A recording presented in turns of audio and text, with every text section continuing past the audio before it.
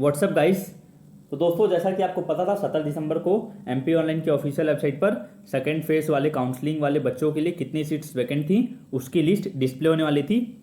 जैसा कि मैंने आपको पहले वीडियो से बता चुका था, 17 दिसंबर को आपका एक लिस्ट आएगा जिसमें आपको क्लियरली बताया जाएगा कि सेकेंड राउंड काउंसलिंग वालों बच्चों के लिए ग्वालियर और गुवाहाटी में कितनी सीट्स बची हुई हैं जिनके लिए वो अप्लाई कर सकते हैं इन सेकेंड काउंसलिंग। तो ये अपडेट आज एमपी ऑनलाइन की ऑफिशियल वेबसाइट पर अपडेट कर दिया गया है। आपको दिख रहा होगा यहाँ पर न्यू में दिख रहा होगा LNIP BPED second round vacancy as on 17 दिसंबर। और अगर आपको MPED का चेक करना है तो आप इस लिंक पर क्लिक कर सकते हैं। तो दोस्तों, पहले हम बात कर लेते हैं BPED वाले लिंक पर क्लिक करके नोटिस डाउनलोड करके कितनी सीट्स वैकेंट हैं। चलिए चलते हैं आगे। तो दोस्तों, ये रहा आपका BPED का कितनी सीट्स वैकेंट है सेकेंड काउंसलिंग वाले स्टूडेंट्स के लिए। आपको यहाँ पे दिख रहा होगा स्टार मार्क एक बना हुआ है, मतलब इन कैंडिडेट्स को फर्स्ट राउंड काउंसलिंग में सीट तो अलॉट हो गया है लेकिन इन्होंने अपग्रेडेशन के लिए अप्लाई किया है। आप समझ सकते हैं। तो दोस्तों, सबसे पहले मैं आप LNIP ग्वालियर के बारे में बात करता हूँ। LNIP ग्वालियर में कितनी सीट्स वैकेंट है ध्यान से समझिएगा। टोटल सीट्स जो LNIP ग्वालियर में अभी भी खाली हैं वो हैं 4। मतलब टोटल सीट्स कितनी वैकेंट है 4। अनरिजर्व मतलब जनरल कैटेगरी वाले बॉयज़ और गर्ल्स के लिए तो सीट भैया एक भी नहीं है, 0 सीट्स आपको दिख रहा होगा यहाँ पर। अब हम बात करते हैं SC man seats. SC man का यहाँ पे बात कर रहा हूँ मैं, यहाँ पर 0 दिख रहा होगा आपको, मतलब SC बॉयज़ का भी सीट नहीं है। SC फीमेल में एक सीट खाली है, आपको दिख रहा होगा यहाँ पर SC फीमेल में एक सीट खाली है LNIP ग्वालियर में, आपको दिख रहा होगा यहाँ पर 1। और ST कैटेगरी वालों स्टूडेंट्स के लिए मेल में एक भी सीट खाली नहीं है, 0। और ST फीमेल के लिए भी एक भी सीट खाली नहीं है। OBC के लिए मेल के लिए एक भी नहीं है, लेकिन फीमेल के लिए एक सीट खाली है अभी भी। OBC कैटेगरी वाले लड़कियों के लिए ग्वालियर सीट के लिए अभी भी एक सीट खाली है। दोस्तों, ये तो हो गई 2 सीट ना, हो गई। एक यहाँ पे SC फीमेल के लिए बाकी है ग्वालियर के लिए, और OBC फीमेल्स के लिए एक सीट आपको यहाँ पर दिख रहा होगा। अब हम आगे बढ़ते हैं तो हमको दिख रहा होगा यहाँ पे EWS मतलब इकोनॉमिक वीकर सेक्शन वालों स्टूडेंट्स के लिए, बॉयज़ के लिए तो एक भी सीट खाली नहीं है, आपको दिख रहा होगा यहाँ पर। EWS मेल कैंडिडेट्स के लिए LNIP ग्वालियर में 0 सीट्स वैकेंट हैं। वहीं बात करें फीमेल्स की EWS वालों के लिए तो आपके लिए 2 सीट अभी भी वैकेंट है। मतलब आपके पास अगर EWS सर्टिफिकेट है तो आप अप्लाई कर सकते हैं। आपको LNIP ग्वालियर में 2 सीट बची हुई हैं और आपको आराम से मिल जाएगा। और आगे जो बढ़ेंगे तो वहाँ JK दिख रहा होगा आपको, वो है जम्मू कश्मीर माइग्रेंट्स के लिए। मेल कैंडिडेट्स के लिए सीट बची हैं 2 और फीमेल के लिए बची हैं 2।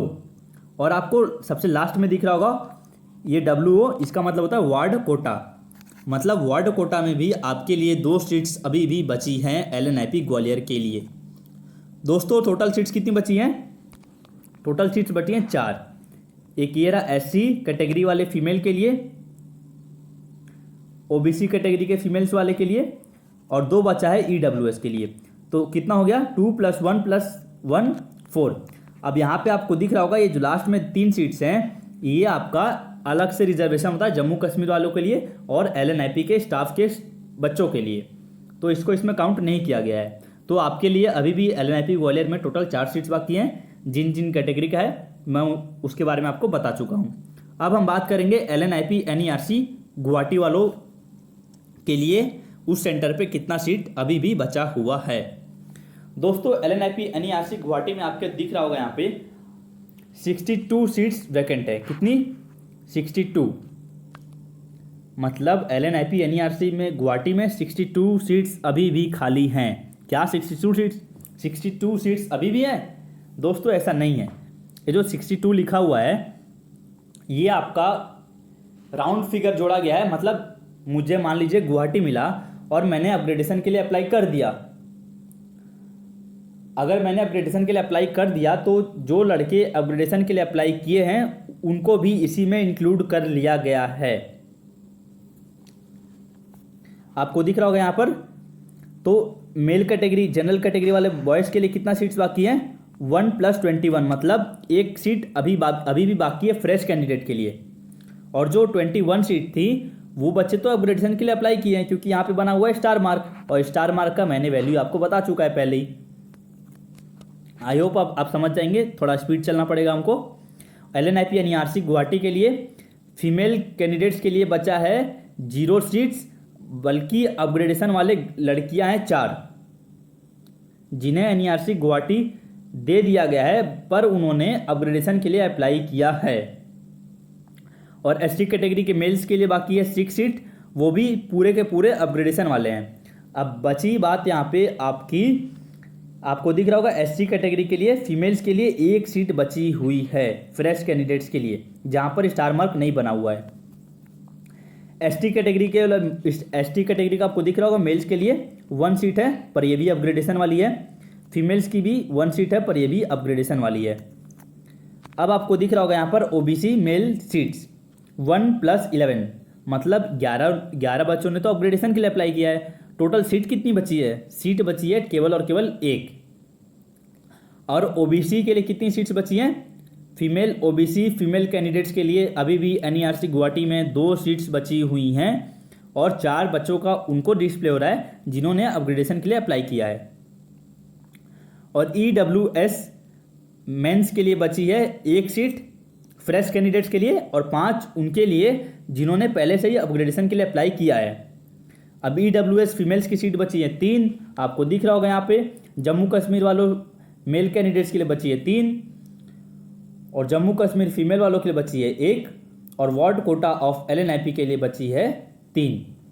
तो दोस्तों हम इसको तो नहीं गिनेंगे, खैर ये तो एक्सेप्शन केस है। इधर की बात कर लेते हैं तो टोटल कितनी सीट्स बची हैं? 62, ठीक। पर 62 ऐसा है नहीं, आपकी कितनी सीट्स हैं? 1 + 2 + 3 + 2 5 एंड 6, और यहाँ पे EWS वालों के लिए बची है 3 सीट्स। दोस्तों जो जहाँ पे स्टार मार्क नहीं बचा हुआ है वही सीट्स आपके लिए बची हुई हैं, ऐसा मैं आपको क्लियर कर दे रहा हूँ, क्योंकि यहाँ पे क्लियरली मेंशन किया गया है स्टार में, candidates are admitted in these seats in first round and opted for upgradation in second round. मतलब उन्होंने क्या किया था, उनको जो सेंटर मिला गया था उनसे वो खुश नहीं थे, और उनको क्या चाहिए? अपग्रेड करवाना है सीट, कि बाय द वे मुझे मिल गया तो अच्छी बात है, नहीं मिला तो मुझे जो पहले सेंटर अलॉट किया गया है मैं उसी में खुश रहूँगा। तो दोस्तों यही था आपका अपडेट, आप इसको समझ गए होंगे। BPED वालों स्टूडेंट्स के लिए था ये अपडेट। तो दोस्तों मैंने आपको BPED के काउंसलिंग के लिए तो बता दिया कितनी सीट्स वैकेंट है, डिटेल में अच्छे से आपको समझ में आ गया होगा।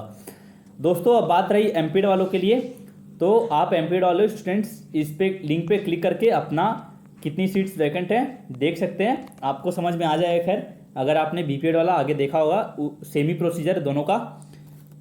सो friends, thank you for watching this video, see you soon in next video, thank you.